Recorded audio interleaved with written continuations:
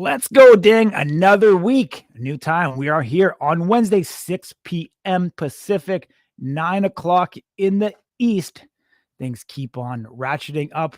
We get more rumors and news every single day. Power Slap number 10 is in full swing.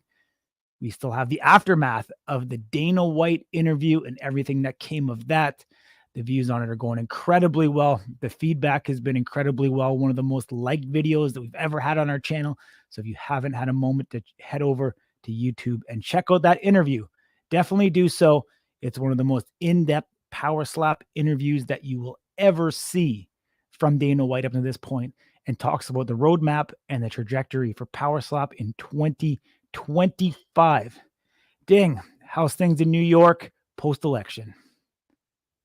I mean, same old, man. I think the country's the U.S. is pretty divided as it has been. I think, and I mean, everybody's on one side or another. Yeah, I'm just chilling right in the middle, man. Awesome, my man. The Dana interview, though, man, like you said, good numbers. I thought honestly it was as incredible as it could be. I mean, I will say, to be fair, a lot of the answers to the questions we'll see at the end of the year. But the good news is you got a couple guys right here who will find out what's going on at the end of the year, and we'll give you that information. So at least we know, right? We didn't get answers to everything. Yeah. In due time, though, there's some exciting stuff happening. We also have some stats that will be coming out, a little bit on the betting side. There's some stuff in there about that. There's also a big shout out to Evian Scott and Makini Manu. We will quantify some of their milestones, their viewership milestones that they created together. Again, most viral thing that they've had, it's not even a knockout. So there's some really interesting things going on with this sport. It's super electric. And what's crazy is that we're 2 weeks or so, right, removed from Power Slap 9, and now we're 4 weeks away from Power Slap 10. I mean, this is like a whole new life. I don't really know what to do with myself, but it looks good, man. Yeah, absolutely. And I mean, we got a ton of great numbers as well from President Frank. Gave us an update. Do want to make one clarification on the information that came out. The amount of followers that they've gained on Facebook is actually 1.3 million on Facebook alone since September. Man, I didn't realize how big of a social media platform Facebook is, and how Slap fans on Facebook are adopting Power Slap. Incredible to see the growth that comes along with that. Obviously, record-breaking numbers. Dane even talks about it in the interview that Road to the Title has been beating Tough every single season that has come out. Phenomenal to see overall. We also dived into, Road to the Title going overseas. Dana kind of said maybe it'll happen in Saudi Arabia and not in Dubai. He also talked about us being very close to having women in Road to the Title as well. So I think there's a lot of great information. If you haven't checked it out, head over there, YouTube. You'll be able to check it out. We do have some breaking news. Ding, let's get into it. Breaking news. Ding, ding, ding, ding, ding, ding, ding. Power Slap cards, as we've been talking about for a while. Are we allowed to say this? Well, what part are we going to say? We're going to say two parts. Okay, there's two parts. Right. So you Number tell me one, what our boundaries are here. Do you want the good news or the bad news? Because it's a little mix of both. I want the really good news first. The really good news first. Leaf Trading Cards will be in attendance at Power Slap number 10, and they will be giving away promo cards. These are going to be highly desirable. As far as I know, there's going to be at least 3 promo cards that will be distributed. These are almost like pre-rookie cards. And I think these will be highly sought after on the secondary market. So if you are planning to attend Power Slap number 10, make sure you look for the guys in the Leaf polos and make sure you obtain yourself one of these Leaf trading cards, because they will be the inaugural first release of these strikers. And you can bet money on it. There will be big names, title holders, and these will be highly sought after cards that are incredibly rare and short printed. And the only way that you could obtain these are being in attendance, Fontainebleau, December 6th, Power Slap number 10. So if you needed another reason to go there, I could actually willing to bet you that if you pick up these cards, you could probably make back half of your ticket price on entry, flipping these cards on eBay. I think they're going to be that hot and that desirable because of how rare they are overall. So that is the good news, Ding. You going to try and get your hands on some? Yeah, listen, please don't be walking up to us while we're rolling back and forth. Where did I get the promo? We won't have them. And I think that's a good thing for that night. We'll be very busy, but it's exciting. We've talked about promo cards. For those of you who are not involved in the hobby, it is something that happens every so often. It's usually very, very highly, like Corey said, exclusive. And generally speaking, they're also very highly sought after. They're not really supposed to have a value, but that makes them even more valuable because of that. Absolutely. We got more news on the trading card front, but we're going to make you stick around because we have a man that needs no introduction. The champ, the crazy Hawaiian, is in the house. How you doing, my man? What's up, y'all? Let me just turn this way. Absolutely, dude. It's a little blurry back there, but we got the bells hanging out. That's what we needed, man. We need some width here. We can't have the super heavyweight champ looking skinny. Speaking of skinny, your boy's on a weight loss journey. Every time I tell people that I want to be a double champ and go down to heavyweight, they look at me all crazy. So that motivates me. You know what I mean? I feel like there's no one left for me in the super heavyweight division. If that of a rematch with the dumpling, but I really truly believe that my work here is not done. I feel fresh. I do not feel. I mean, I've always been kind of a goofy guy, so you might already tell that I've gotten slapped in the head my whole life. So, but I don't think my work here is done. I think once I lose this weight that I need to lose, just for my personal goal, I think this is a big motivation for me. And the heavyweights got to watch out because your boy is coming. Awesome. How old were you the last time you were 265 pounds? Like 7 years ago. Really? Wow, yeah, that's not too far off. I was actually 225 pounds 7 years ago when I met my wife. And I wasn't eating fast food. I wasn't getting a cooked meal every night. I didn't have, sodas in the fridge or anybody cooking for me, but that's no excuse. I got big and I use it to my advantage against these bigger guys too.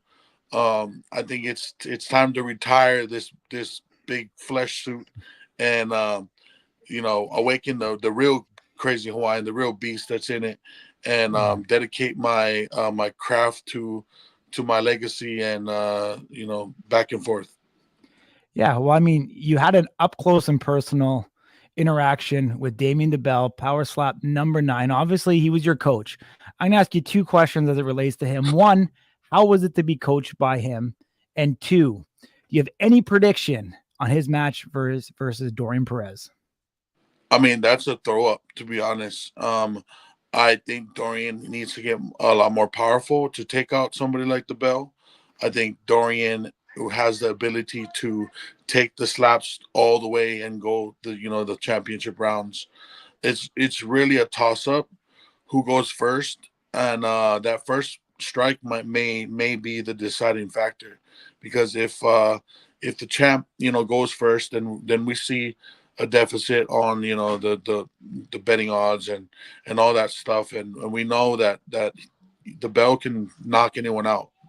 There's no denying it, So it's really a throw up. Who gets the first strike? I think it's going to be a 5-round banger. If DeBell lands a clean one on Dorian, which I'm proud of Dorian for even making it all the way this far. You know what I mean? He was forgotten for a little bit, I think. Mm-hmm.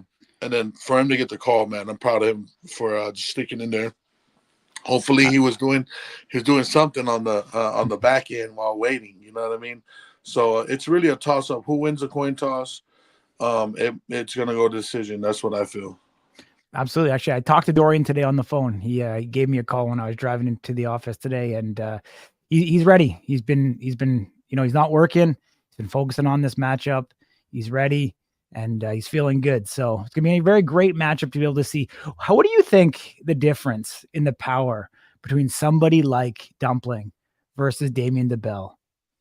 I always preach to everyone that speed kills, hand speed. Like when I won the belt, I probably had my fastest hand speed when I won the belt, and I took out the Toko. And picking up this weight, I wanted to. It was an experiment for myself. I really feel like the bigger you are, at least for me, obviously you can't be too big, but I feel like for me, the bigger I was, the more slaps I could take. We're gonna, keep working and making sure that this chin goes far in the game. But I think speed kills, speed wins championships, and I think DeBell is a hard guy to beat. It's going to take someone special, and Dorian's pretty special. So, it could go either way. This sport, it's the best. I don't know. It's the most exciting betting sport to be.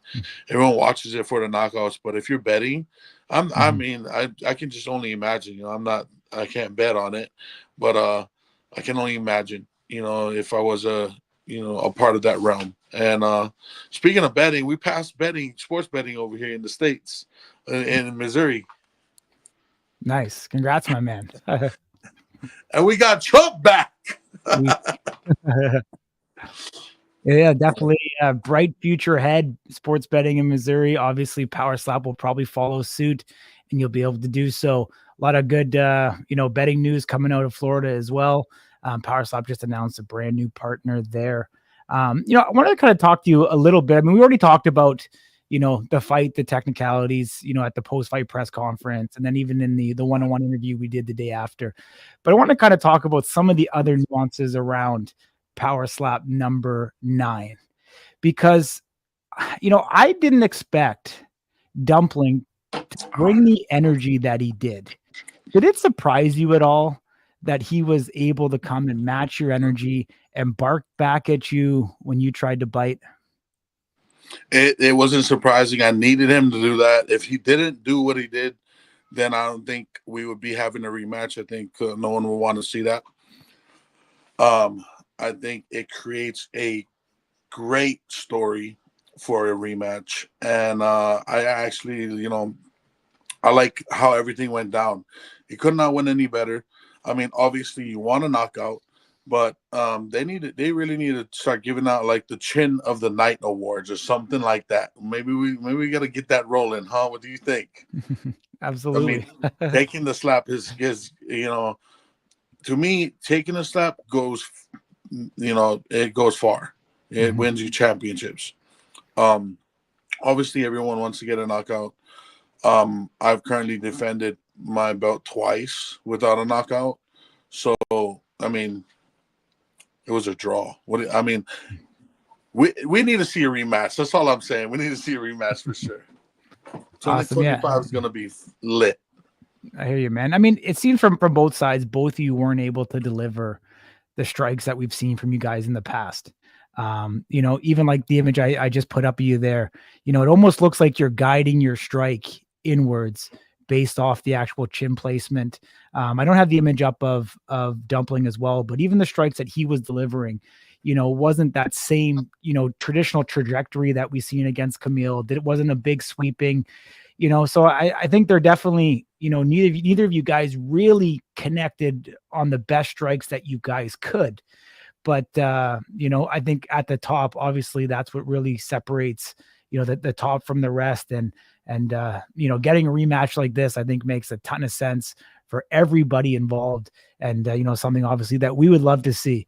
There was something I think we touched on a little bit, but, this is a graphic from, the moment where there was confusion about restriking, taking a point, etc. And it's the first time that we've seen Dumpling, or we've seen any striker have their own coach up there on stage. Are we at the point now that every striker should be able to choose who they want to have in their corner versus one appointed by the league? Yeah, I think that should be an option. UFC does it. Every other sport does it. Obviously, we still need to have a sit back coach for people that don't have a coach. Um, you know, it needs to happen because you get people out there, and I'm not dropping any names, but you get people out there just trying to hype you up, and really, some people don't need to be hyped up. Some people need to be focused. Some people need to be talked to directly and not shouted at. There's a lot of things that you got to account for when you're coaching somebody. How the person is, how they actually respond to communication, what kind of communication they respond to. You want to be a most effective coach in there for your corner, and I think giving them the option to have that in the sport is a phenomenal thing to actually incorporate. It's you're gonna see a lot more people come out and do that. For me, I'm already got my eyes on so many people, creating this whole big crazy Hawaiian team, kind of just to get the technical aspect of the sport, kind of where it's supposed to be and the growth of it, because we're going really fast, but I think people are still coming in that don't have that knowledge, that technique, that fine tuning that they need. And I feel like somebody like me, at least, I can't speak for anyone else, um, you know, can help them with that coaching wise. Champ, always great to talk to you, man. I did want to kind of circle back on the subject regarding the flinching and the point taking, and kind of get an idea of what your understanding of that is. So, and I know that there was some confusion. We kind of talked to a couple people in the DMs about this. So the rule states that the first flinch is election to restrike. The second flinch is, or any flinch after that, you have the ability to lose a point plus still get a restrike. So in theory, it's devastating. Last week I misspoke because I forgot that there was two flinches. I was only speaking as if the first flinch you were given a point plus an option to restrike. So I do want to clarify, and I also want to know from your perspective, were you aware of that? That if you get a second flinch in a fight or in a match, excuse me, whatever you want to call it, I don't want to be offensive to anyone. They can take a point and also allow the striker who was offensive, so the person who was dishing the strike, they can still allow them the option to restrike despite already taking a point from you. Were you aware of that? I was not aware of that. I maybe have to refreshen up on the new rules if it was posted. I was not aware of that. I think that's where the confusion came out. Is some of the officials knew that, and it took them almost 2 minutes to go ahead and slap me again, because the dumpling didn't know if he goes again, if a point is taken, or if it's not.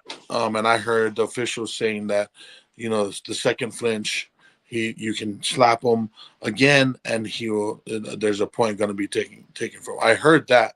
So now that you're saying it to me, it kind of makes sense what the confusion was about, and it answers a lot of questions on why they were confused. Because in the backstage, I think I pissed the dumpling off by saying that you should not slap me. You would have had taken points from me, but now that I know the rule, a lot of people are going crazy over this whole flinching thing. I practice not flinching. That's probably the only thing I really practice. And then when I go up there and I see myself flinch, I'm like, man, I'm really looking at that thing coming. You know what I mean? A lot of people are closing their eyes and they don't want to see it. But I want to see it coming. That's just how I operate. I want to see it coming. And I think that's where I go, my body naturally kind of rolls with it or tries to actually. Because I'm over there like, what? I didn't flinch. And then I watch it back. I sit there and use my time to watch it back. And even if there's a foul on someone else and we're going at it, if it's on them, I still sit there and watch it back. I think a lot of people have to use that minute wisely. And if you think the call is not right, with somebody like the Chief and Godfrey, I think if the Chief didn't grab his thing and walk up there so fast, I think and state that it was a flinch and look at the officials and ask them for a replay, which is allowed in the 1 minute that you get, I feel like he would have got another slap, and I feel like it would have been different. You know what I mean? So I think a lot of people have to, like the coaches, they have to make sure that you're fighting for your striker. That's what I'm gonna do when I'm coach. Power slap 10. Whoa! Breaking news or what? I mean, I don't know if I was supposed to say it, but I mean, it's not a fight. Listen, it's not a fight. Let's just say it. You know what I mean? If I get in trouble, I'm sorry, but I think they don't watch this program anyway, all right? Yeah. They gotta watch. They gotta watch to find out anyway. But I just want to spread my knowledge on all the newcomers, even the old timers that need it, because everyone's just telling everyone that they're badass and they're this and they're that, but no one's really trying to be technical with these guys and tell them what they're doing wrong. I think everyone's scared of the backlash of you thinking that you know everything, blah blah blah. I don't care. I just want to make this a sport, and I think once we fine tune some of these guys, they're gonna see how how overlooked some of these techniques are, and we're gonna see a lot more people knocking people out and a lot more people taking slaps the way they're supposed to. Now let me ask you. This is a little bit of behind the scenes stuff. But we were given some credible information from somebody who was present in the back when you were allegedly told that you would need to tie your beard at Power Slap 9. When you went up there, you did not tie your beard. So first things first, is it true that you were asked to tie your beard? And secondly, if it is, what happened between then and when you walked on stage that resulted in you not tying your beard? I mean, I was waiting for somebody to come in there and give me a hair tie, because they come in there and give you nail clippers. You know what I mean? They come in there and they make sure that you're not doing anything before you get out there. I think if they wanted me to tie up my beard, I think they should have provided that. You know what I mean? I don't walk around with the hair ties all day, or even coming to the event with hair ties. So if they needed me to, they should have got me to tie it up. I was waiting for it. You know what I mean? I didn't wear my braces like I normally would. I kind of, not injured myself, but, strained my elbow because of it, because I haven't been training without one on this one. And then I was told that I wasn't able to actually wear any braces. So that's a game changer as well. So to clarify, were you told by anyone that you would need to tie your beard? So in the safety meeting that Mark Smith actually does every single event, they said if your beard's too long, we're gonna make you tie it up. So it wasn't necessarily directed at you. It was just like a broad statement. Yeah, I think okay. Someone that else. Context is important. That context is important. I think the dumpling. That's one of the questions that the dumpling asked was if the beard's gonna be trimmed or put up, tied up. And they looked at me, and they said, if we need you to, we will have you tie your beard up. I don't know what happened, but I went out there with a full fluffed out beard for my defense. Awesome, man. Just to piss people off, you know what I mean? Well, it's part of the trademark now, right? You can't you go up there without the beard, we're in trouble. We were nervous when we found out Wolverine shaved his, but looks like he's doing just fine in the hair department, because it's if you've watched his last interview, it's pretty big now. These grown out already. Yeah, no. He's getting there. I think he was one of the first ones that actually he had a longer beard than me at one point, and because people were talking about about the whole beard thing and all that, and he actually shaved his beard right off, baby faced it, and then went up against someone just to prove a point. And I think that's the biggest balls I've ever seen in power slap for sure. Well, I'll tell you what actually happened. No, I think he's talking about before. He's not. I don't think he's talking about right now. He's talking I think I remember Ron saying this, that he's done it before, just to say like, yeah. This is not true. Yeah. It's not real. But this past time, he actually caught his beard on fire fixing his furnace.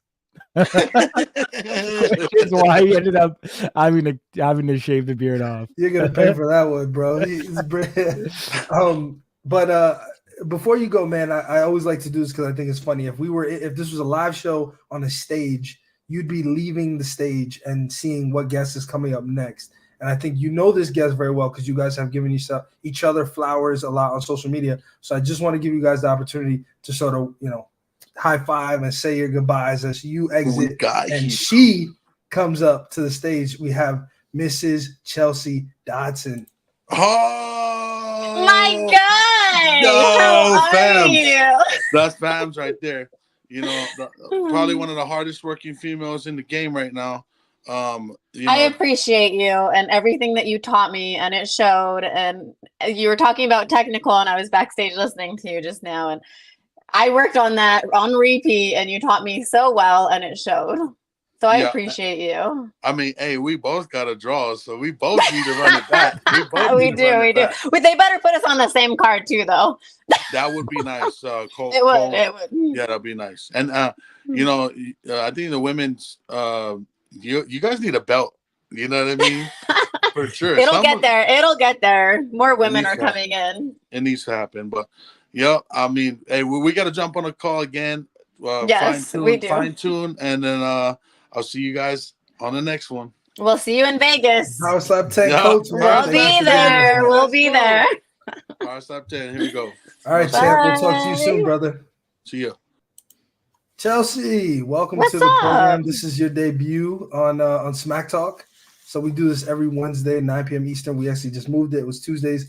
But this is we enjoy this format because we got people in the comments. Some of them, your peers, fellow strikers, fans. They get to ask questions. Some people will respond to the things you say. As you saw, you get to kind of hang out backstage. So it's something that we take pride in doing here. So welcome. I don't want to mince words here or dance around anything, but you have, I don't want to say turn the sport upside down because that sounds bad, but you've completely shaken the room. You've come in against a credentialed fighter and athlete, and you just stood there. You took your licks, you dished them, had an incredible performance, and I mean, you put yourself in a whole new sphere. I think you said it best, right?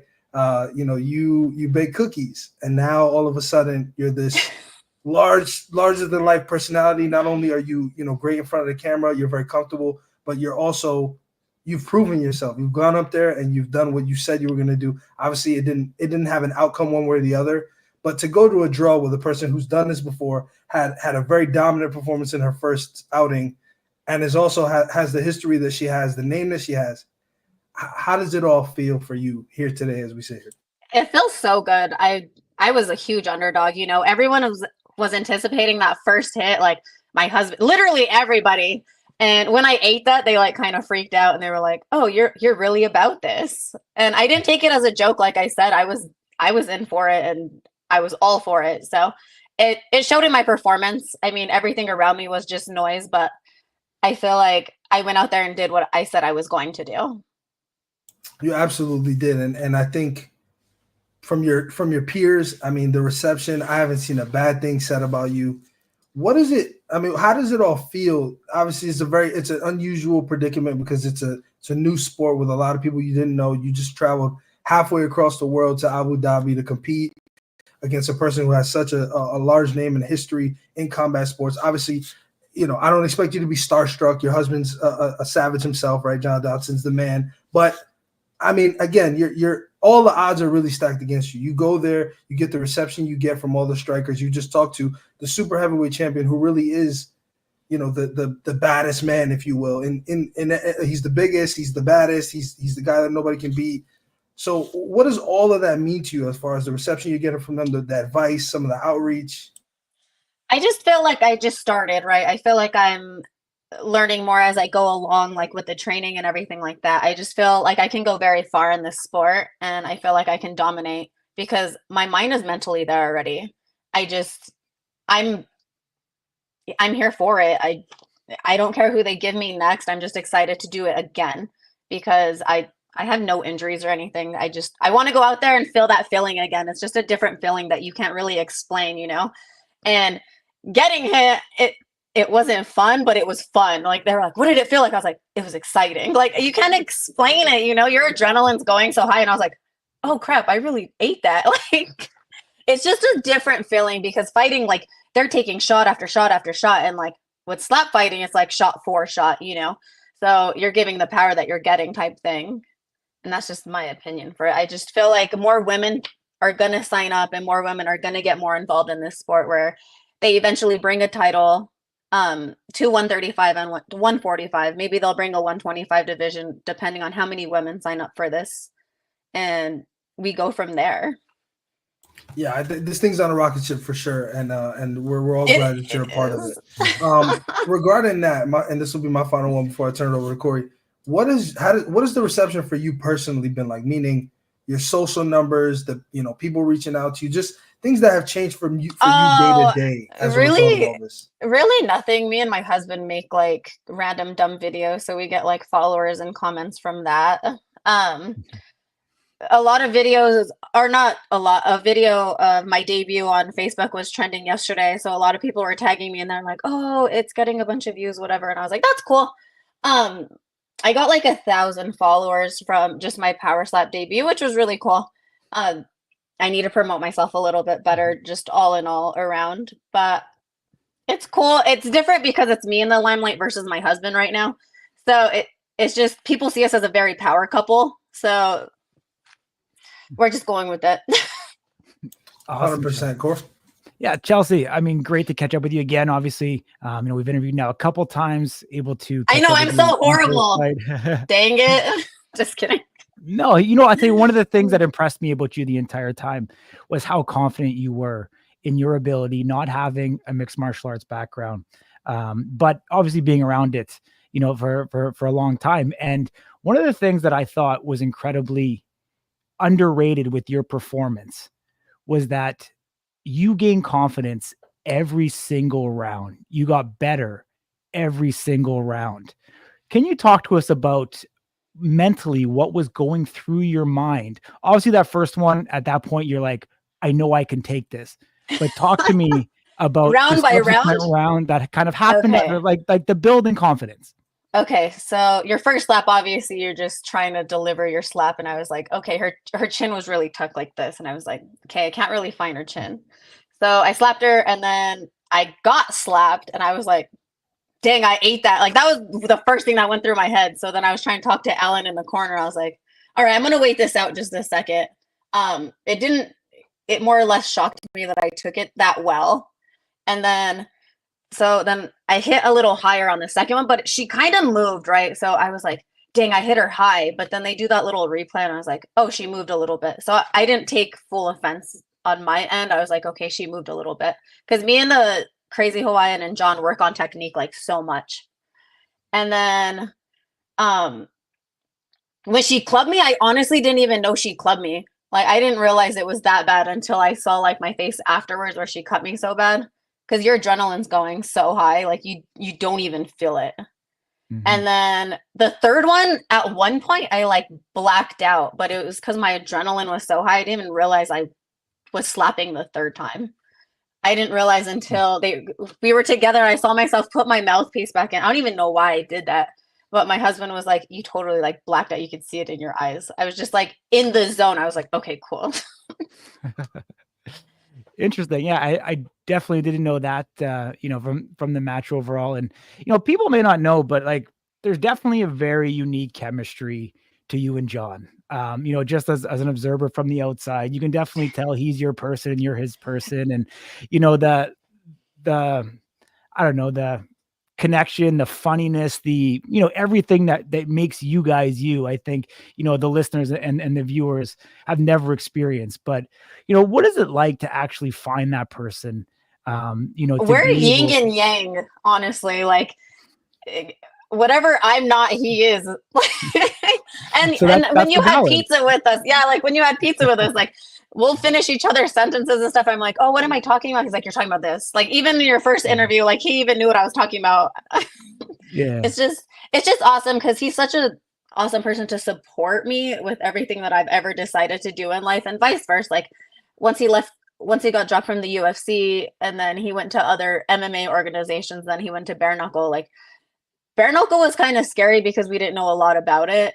And then he just decided to do it, but I was all for it. And vice versa, when I was all for slap and everyone was questioning me, he was all for it. He's like, go chase your dreams. Like go. Mm-hmm. He just believes in me like I believe in him. And that's a power couple, like I feel like we're unstoppable together as to why we keep chasing our dreams together. Amazing. What do you think is realistically next for you? Could we see you at Power Slap number 10? Do you think you're going to be taking an event or two off? What would be kind of the frequency that you'd like to get back up there? Whatever they offer me, I'm ready. It was so fun to compete. I can't express that enough. Like it was just fun. Yeah. We're going as in the audience. I know we got tickets to it. If they offer me something for 10, then I'm all for that. But if not, I'll wait a little while and see what they offer me. But I'm not at 10. I'm just in the stands for that one for right now. Is there anybody else on the roster you'd like to fight? Do you think a rematch with Paige makes sense? A rematch with Paige does make sense a little later on. For her to go ahead and verse somebody else and then me to verse somebody else just to show what we are capable of, if that makes sense. Mm-hmm. Christine's done it for a while. That was somebody that I was kind of open to if they do offer me somebody.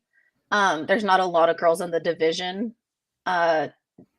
Godfrey's wife, I guess, does power slap. They were telling me, but she hasn't competed, right?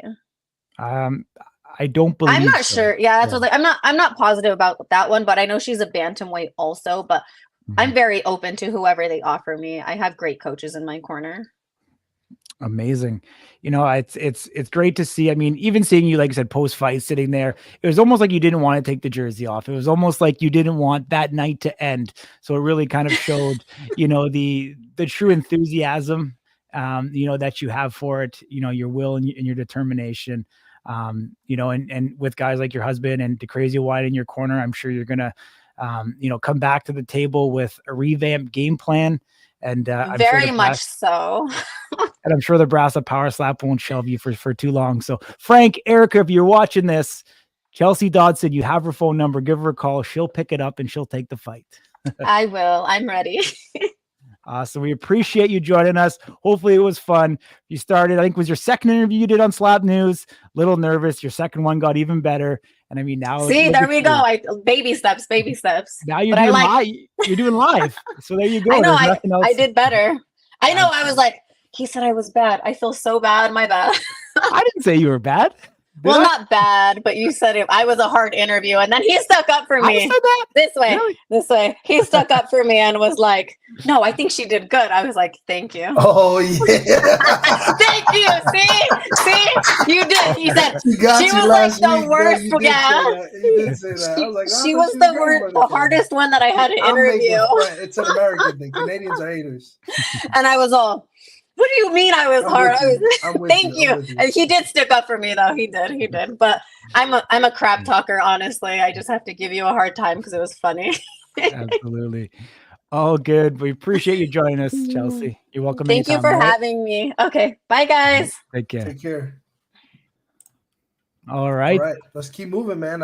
We made him wait a little longer than normal, but this guy is so calm and like I watch. I don't know if he knows we can see him in the background, but like I watch him just like he's like combing out his beard, like he's having a blast back there. But he's listening. You can tell he's intently listening. He's not like, and it's just so cool to watch, because you can just tell how much this means to him, how important all of taking all of this in, right? Learning from some people, trying to figure out are they going to say something that can mean something to me, and just taking it all in. So without further ado, I want to bring in a guy that we talked about.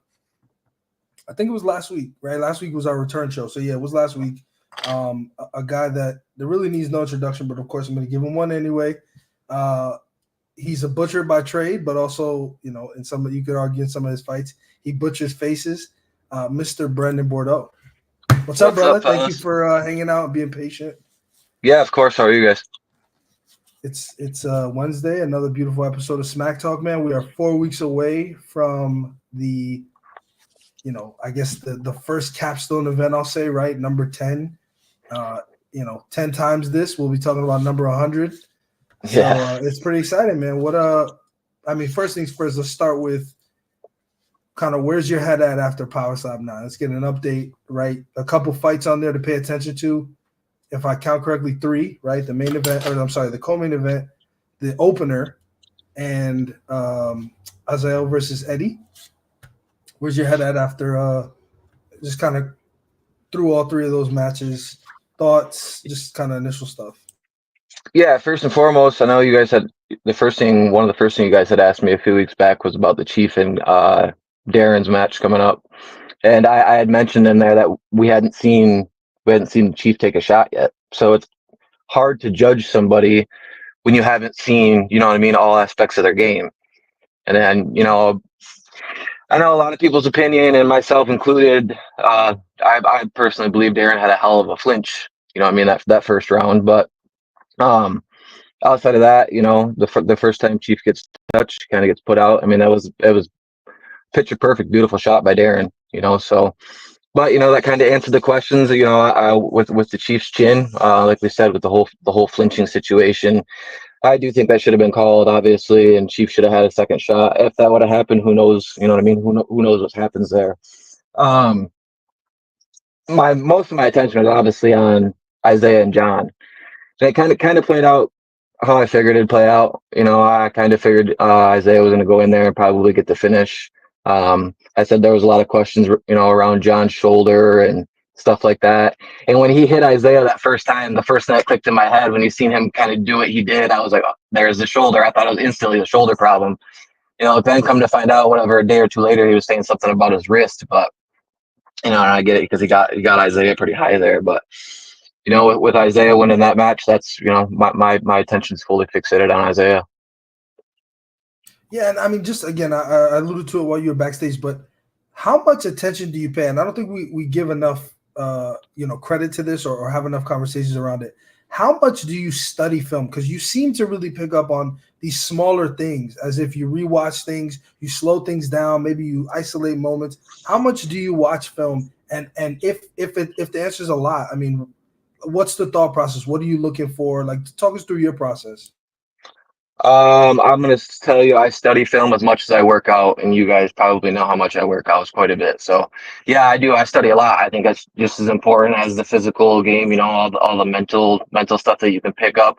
You can pick up stuff from everybody. I've approached everything in my life, business wise, you know, anything. You can pick up do's and don'ts from everybody. You know, you can pick up defensive techniques. You can pick up offensive techniques. You know, so I try to pay attention to everybody, every match that comes up.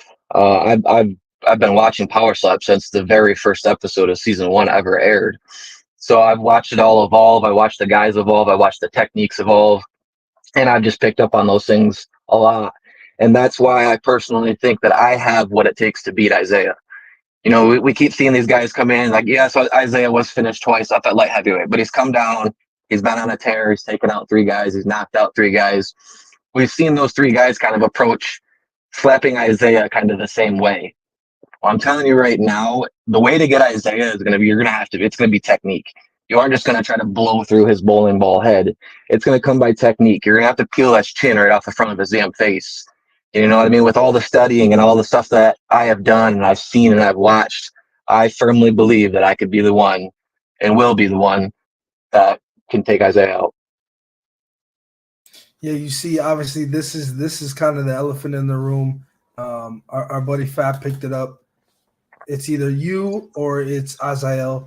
Isaiah sort of took the neutral perspective and said, I don't really care. I don't know who deserves it more.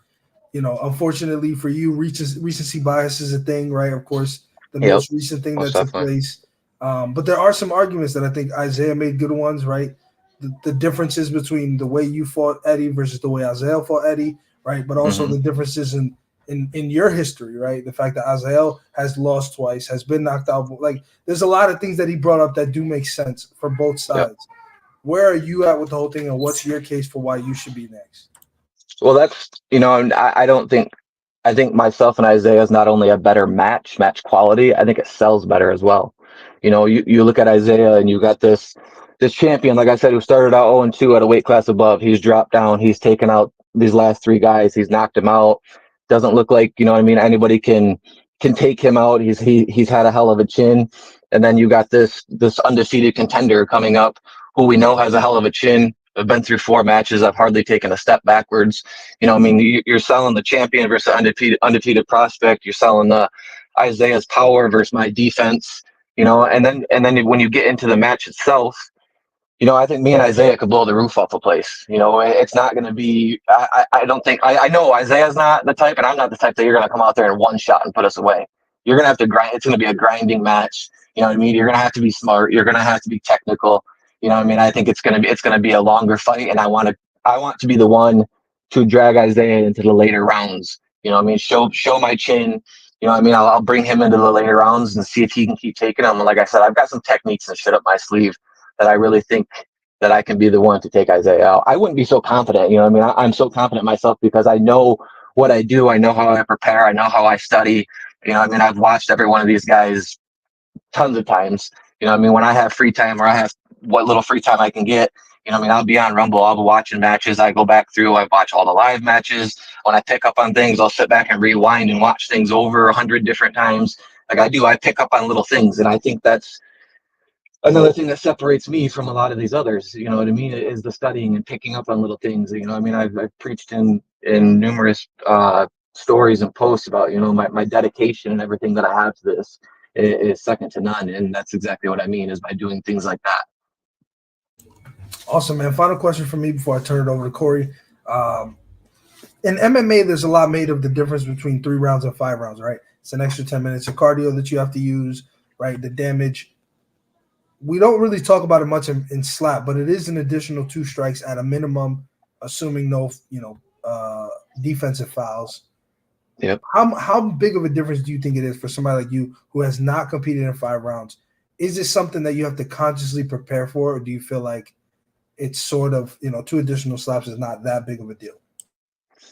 I don't want to say it's not that big of a deal, because it's 2, it's 2 additional opportunities for an opponent to catch you in the right spot, to knock you down, put you out, whatever it is, so I think I'll just naturally, I prepare myself for every situation coming into things. I don't come into anything underprepared. I'm a very calculated person, and I'll be more than ready for something like that. 5 rounds is no problem to me. Awesome, Corey. Awesome, Branden. Great catching up with you. What's up, man? We get that changing of the guard. I know you've had John Davis in your crosshairs now for the better part of a year. Yep. It's a little bit different now that it's Isaiah. Is it almost kind of that PTSD that John Davis was the one and now he's no longer? Well, my thing with it is I wanted to be the one to dethrone John, right? No, he hadn't defended a whole lot. The division wasn't very healthy like it is now. Now I firmly believe, like some of the others, at middleweight's one of the best divisions there is, one of the most entertaining divisions, but I selfishly wanted to be the one to take John out. That's what it was. John had been there. He was the first champion. He was the only champion.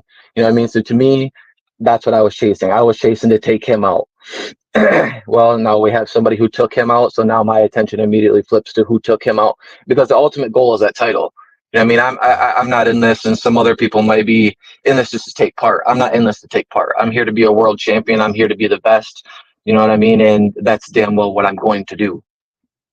Absolutely. Let's kind of have like a little education seminar here for some of the other strikers that might be watching this, because you wholeheartedly live and breathe this. I see the shirts that you make. You're on family vacation. You're constantly posting slap content. You live and breathe this sport 24/7, 365 days a year. Like, absolutely. What advice would you give to any other athlete who's waiting for an opportunity, hoping for an opportunity, trying to get a match, what would you say to them? Take advantage of any opportunity that they're willing to give you. Work your ass off. You know what I mean? If or when you do get an opportunity, it's up to you to take advantage of that opportunity and make the best of it. You know what I mean? Before I came into Power Slap, I was 5-0 undefeated in MMA. I had taken a couple years off of MMA, and I ended up kind of going through a situation where I had to have a back surgery, and my MMA dreams were kind of over with. You know what I mean? Well, at that point,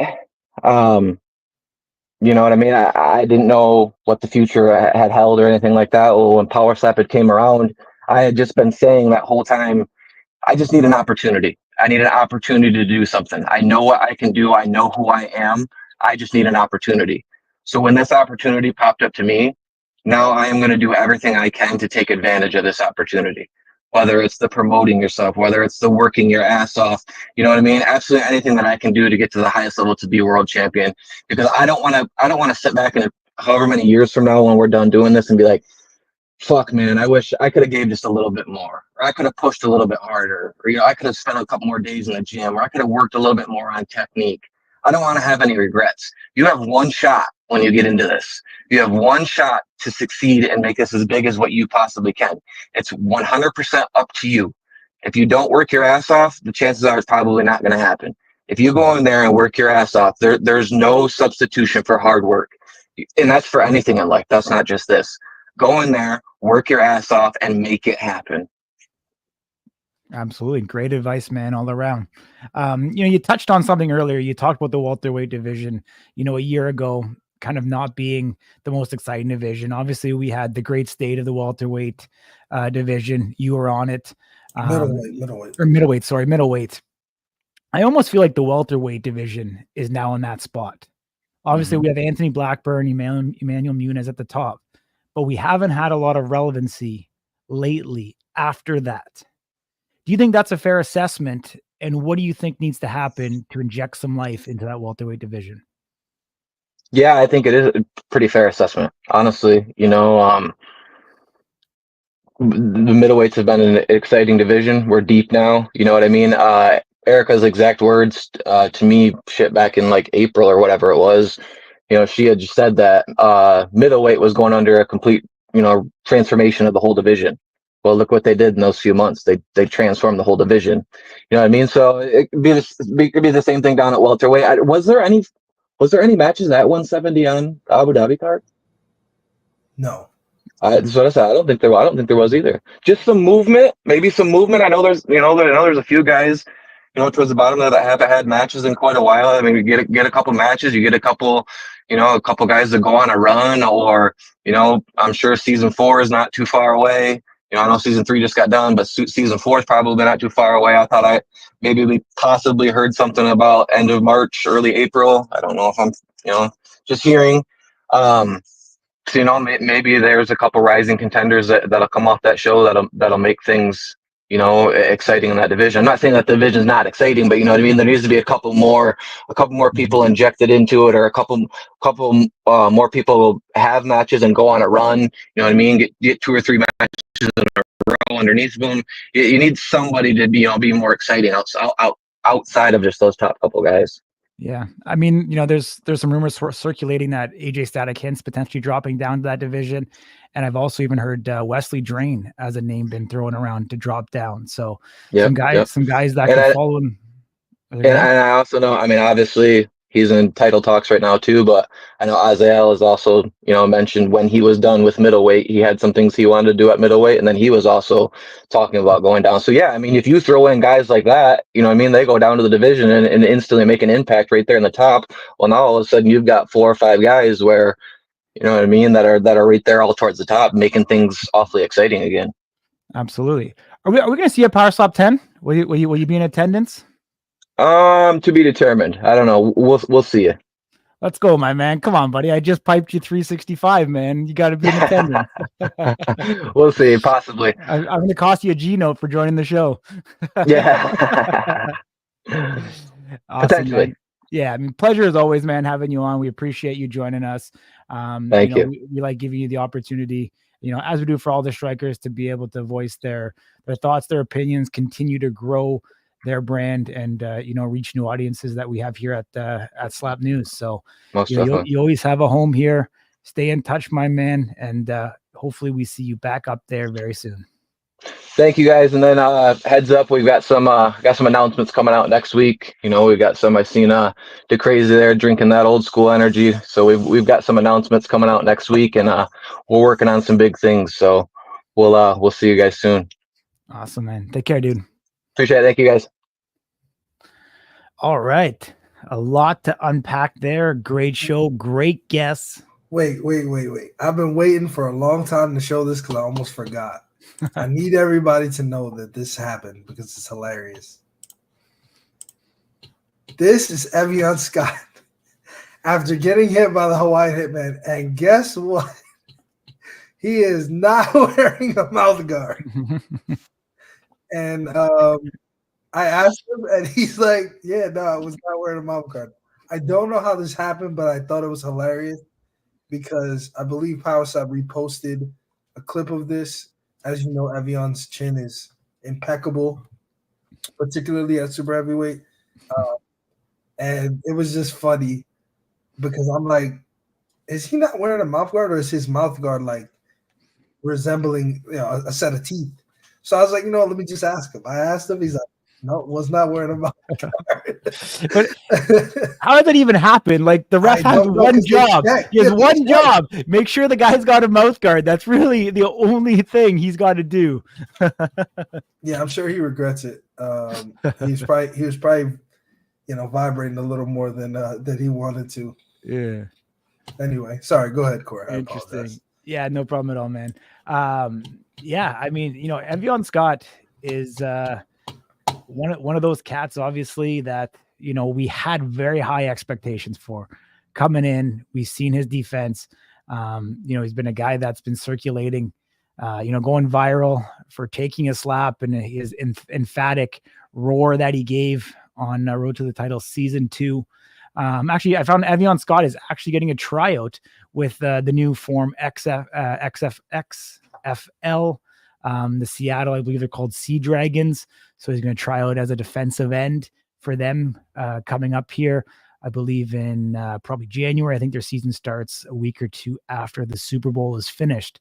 So we may see Evian Scott compete in professional ball and continue his career in Power Slap. So could be pretty exciting, my man.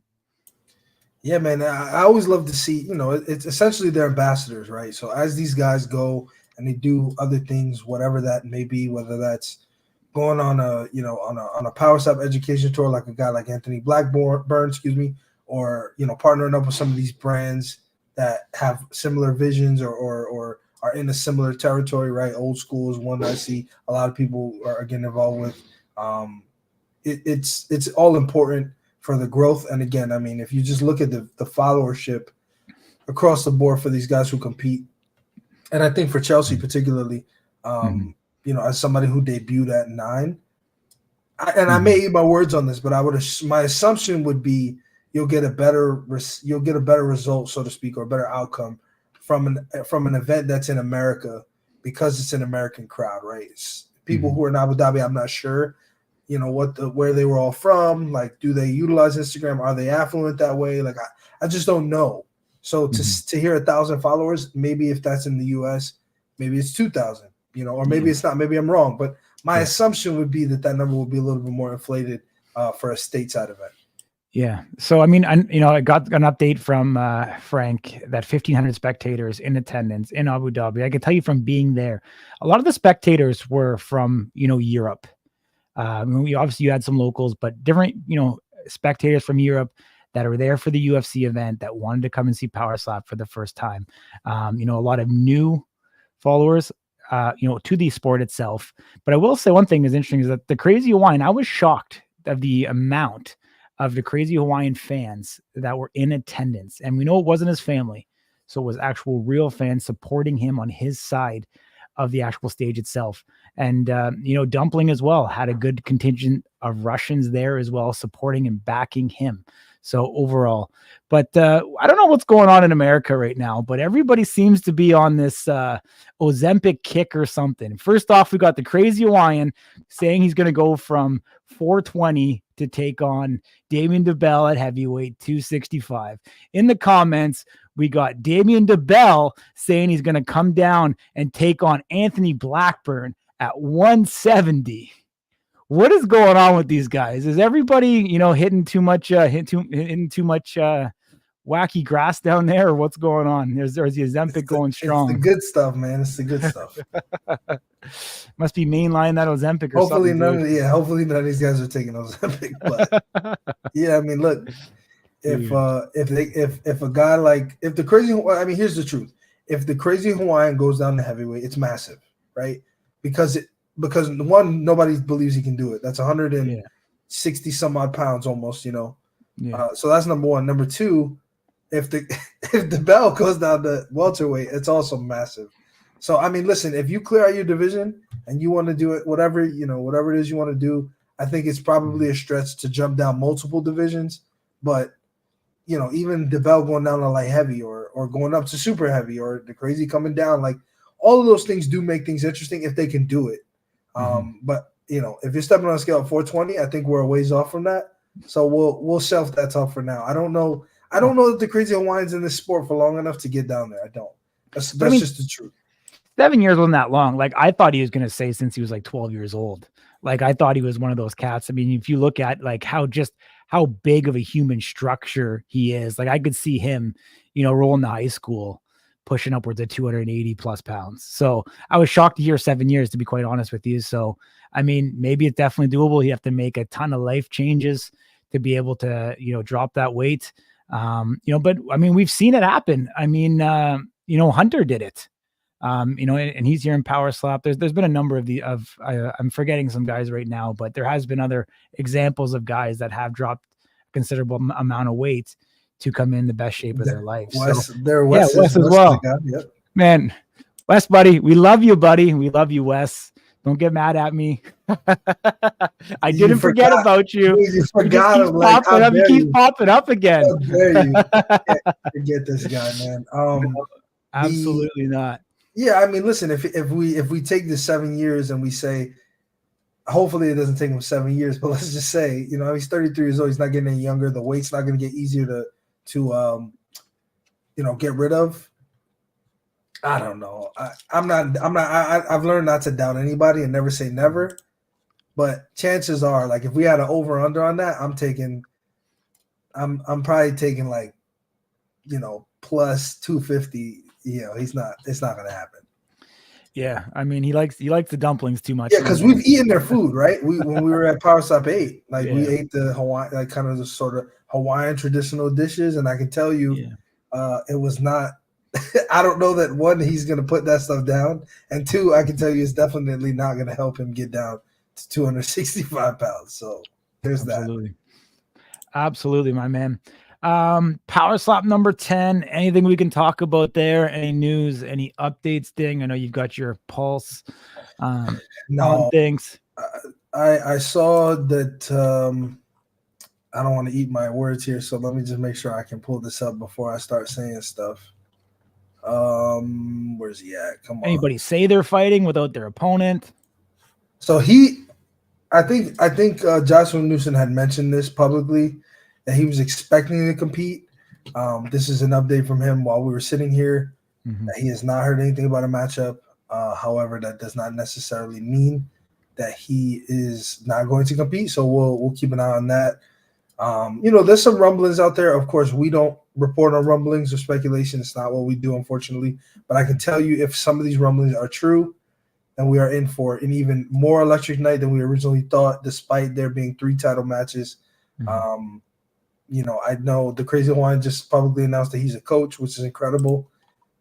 If I'm not mistaken, this is his first time, aside from the show, being a coach. So I'm sure a lot of people will enjoy that.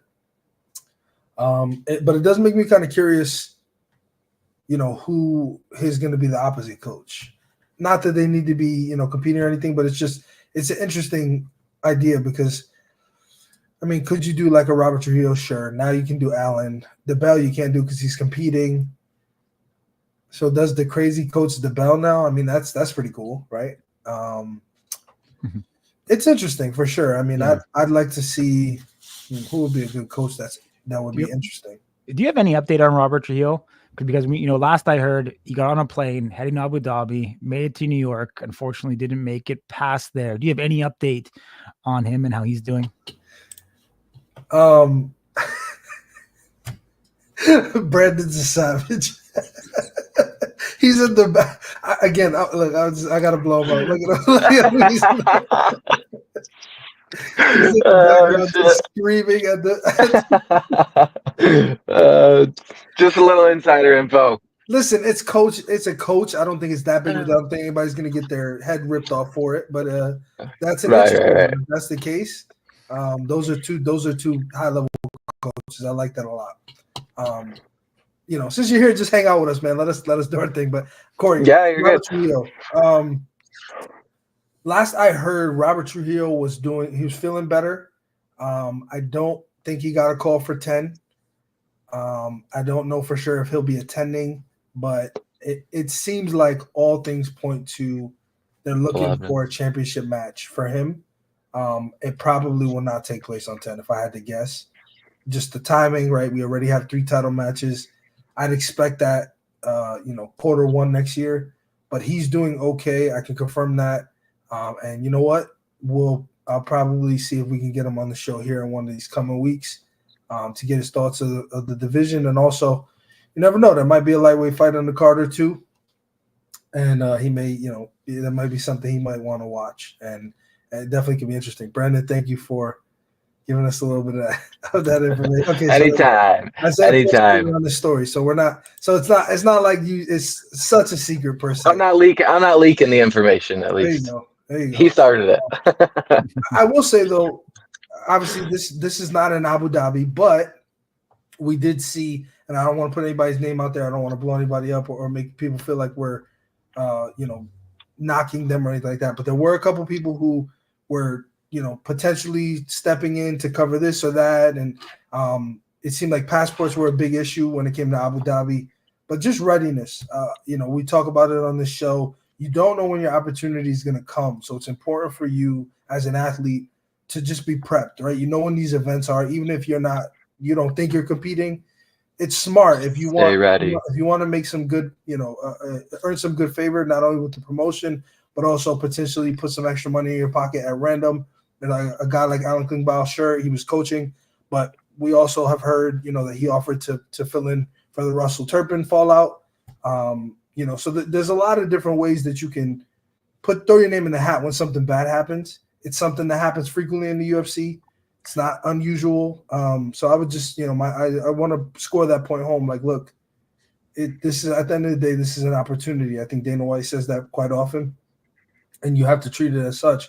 Otherwise, you get a phone call, you say no. Does it hurt you? Probably not, but you could really give yourself an opportunity to earn some sort of favor, if you will, from the promotion and potentially put yourself in a really precarious position as you move forward. Dude, and legends are built off that kind of shit, in my opinion. If you have somebody, you know what I mean, who fills in on whether it's a couple days or a couple weeks notice, and then they come in there and, you know what I mean, they're a massive underdog or whatever it is, and they come in there and shock the world. And we've heard Dana say it before. That's the shit that legends are made of. 100%. Yeah, Corey and I, we were in Vegas when Dan Ige took the fight at UFC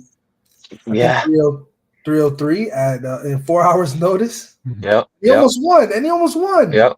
Yeah, like, and then that got it. That snowballed into like a even didn't hurt him. It didn't hurt him at all. No, because they ended up getting him I thought I heard something. I ended up getting him another contract, a pay bump, this, that, and everything else. So that's the other thing. Negotiations on your side when somebody's calling you, we need you to fill in. Like it's not unheard of. And again, I'm not by any means suggesting any particular person, but it's not unheard of that they say, "Hey, look, we'll sweeten the deal for you." Because ultimately they want the card to get filled. And the other thing is, in some cases, matches fall out and the match that you get is better. It happens. It happens a lot. You never know. And so, I would encourage all the athletes out there, just stay around your weight. Don't get too big.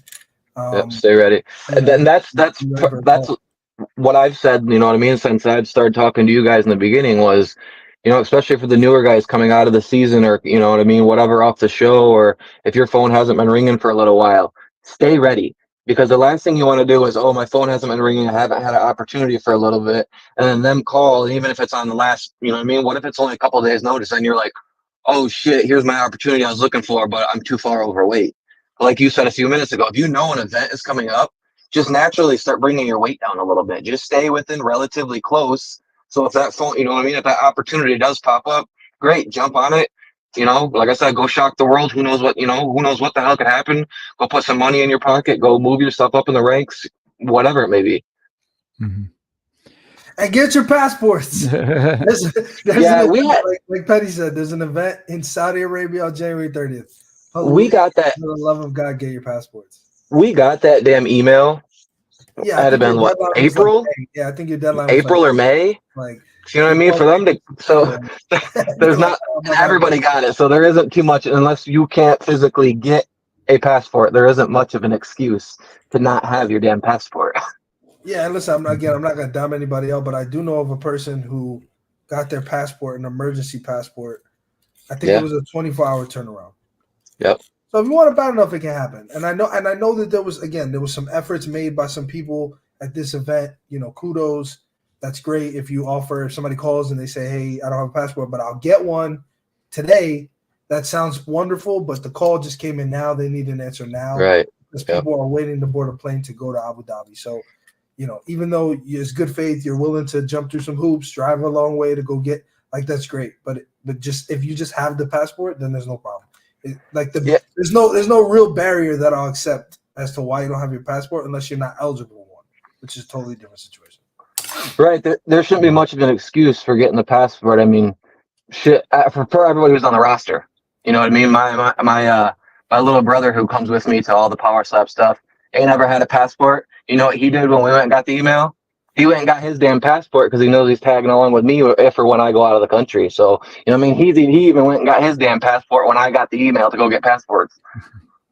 It's not that hard, man. It's definitely not that hard. No, it's not. Some paperwork and $150 or something, whatever it was. Pretty easy.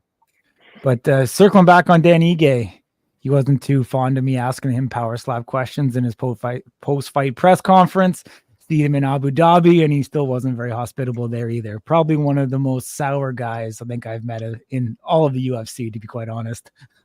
I don't know why some of those guys, they get like that about this type of things. You know what I mean? Like, we're not, you know what I mean? Us power slap guys, I guess I speak for myself, not for everybody, but we're not sitting here acting like we're on the UFC roster or that we're on the same whatever platform or podium as these guys. I don't know if they're looking at us like we're just like a knockoff version or brand of, you know what I mean? I don't understand, you know what I mean, the sourness, because I know all of us, or most of us power slap guys, support the hell out of all the UFC guys, and when we see them, it's always, oh, good luck, you know what I mean? I watch this, I see that, you know what I mean? We're fans of them, and it's fun to interact and be around those guys. So, you know what I mean? There has been a lot of support, so I don't want to make it sound like there hasn't been support, but you know what I mean? You get those guys that are just sour like that, and it doesn't make much, you know, like Wes is saying there, but respect, just have some respect for what we're doing. You know what I mean? You may think we're crazy for getting up there and putting our hands behind our back and taking a shot, but you know what I mean? There's other people who think that the MMA guys are crazy for getting in a cage and fighting and taking hundreds of shots to the heads per fight too. So it is what it is. Yeah, absolutely. I mean, you know, there's a ton of great guys there too. Obviously, you know, Uriah Faber was there, Merab was there. You know, DC walking around. They had a blast, man. They had a blast. Maya taking pictures with people. Like, did you guys see what DC said? I seen something, and I feel like when Power Slap first started, he didn't publicly like say anything bad about it, but he was just kind of like, I don't know how I feel about it. I seen something. I think it was the day after. He might have been on the UFC broadcast or something, and he was saying about how much fun that he had at that live event, and that he will 100% be back in live attendance for Power Slap. Yeah, they were having fun. That just goes to show you. They were having fun. Him, John Anik, and Paul Felder. Yep. And that live show experience, like, you know what I mean? I obviously think it's amazing to watch on the TV or anything like that, but that live show experience, it's like no other. I feel like we've heard it a lot. And when you're in attendance, it's different. It's so different. It's hard to explain. And we've seen more and more, former featherweight champion and arguably one of the best featherweights to ever live. Alexander Volkanovski was in attendance at 9. Michael Chandler, one of his companies, Cram Nutrition, is a sponsor. Yep. He's been in attendance before. Like, there's a lot of people who do respect it, but I just think that, the stigma, it does get some people initially. But anybody who's ever attended, like, Dana told the story about Angela Hill. She didn't get it. She goes to Power Stop 8. She's like, you know what? I was wrong. I get it. We heard the media reporter at 9. That was a big one too. Right? Yep. I just think it'll take time. And there's still going to be people who don't like it for sure. Eternity, like anything. But Cowboy Cerrone's another one that he's a little bit demented in how much he likes it. This guy's there every time, it feels like. Sean Strickland's another one we've seen. Like there's definitely a lot of people who do enjoy it. Tom Aspinall was there in April as well. I think Elia Taporia was there, I think, in April as well. Those guys are both. Yeah, those guys are both there. I remember seeing them there. Anthony Smith. Yeah, he was a catcher. I hope we see more of that. I'd like to see more celebrity catchers. That's awesome. Trey Norris, I'll be a Power Stop 10 with my mouthpiece in my pocket. There you go, a Vegas native. Native now, not original native. We went over that whole thing with the Arkansas and why do you like Vegas? Let's see. Wait till Super Bowl is over. I'm gonna get all my NFL to buy tickets that love Power Stop. Again, all of those crossovers and having athletes from other sports are very. Cam Newton was at 8 as well. One of the NFL guys. Yeah. Connor, cool to see him Gregg is another one. Yeah. He loves it. Go ahead. I say Super Bowl is in New Orleans this year. Power Slap is approved in New Orleans. I wonder if they're going to try and run it back. But the only thing is usually the first or second week of February. So it'd be 2 weeks right after Saudi Arabia. So I don't think it could happen. But WrestleMania is in Las Vegas in April. Interesting. As you know, the same company owns UFC and WWE. I'm just saying. There was an event last year in April. I'm just saying. You know what I mean? I'm just saying. That's all. I'd love to see more catches, though. Look, imagine a striker being a catcher. That'd also be cool. Would it really? I think so. I think it'd be cool if you can actually catch the person. Like, there's one guy, and we haven't made enough of this, and I will make it a conscious effort to make a lot of this. There's one guy. He's a black guy. Usually wears it. I mean, I think most of them probably wear the camera, but he's a skinny. I know who you're talking about. Looks a little muscular. His faces as a catcher when they're getting hit are amazing. You could make a compilation of just all the faces that this guy makes as strikes are happening. It's incredible. And like I said, it was pretty cool to see. It was pretty cool to see old Joey V up there from the show. I'm sitting there. I had no idea that he was up on the stage at Power Slap 8. So it was after the first round. I had hit Brandon. I had come back and he was letting the clock eat down for a second. I'm kind of just like looking up, and I just kind of look, and I had contact with Joey right in the middle of the match. I had no idea he was up there, and I was like kind of trying to like smile and give him a wink, like, "Hey, what's up, Joey?" It was cool to see him up there doing it too. Whatever happened to Forrest? Was he at 8, or has he kind of disappeared into the wilderness, and we haven't really seen him in a bit? I can't remember. I'd have to look. I'd have to rewatch 8 and see if he was there. I feel like he was at 8 though. Was he? Okay. Interesting. Just didn't make the trip over to Abu Dhabi, obviously. Guess not. Guess he didn't want to keep on dropping heads over there. Ding, my man. Anything else you want to send over? I got some more slap card news if you guys want to know.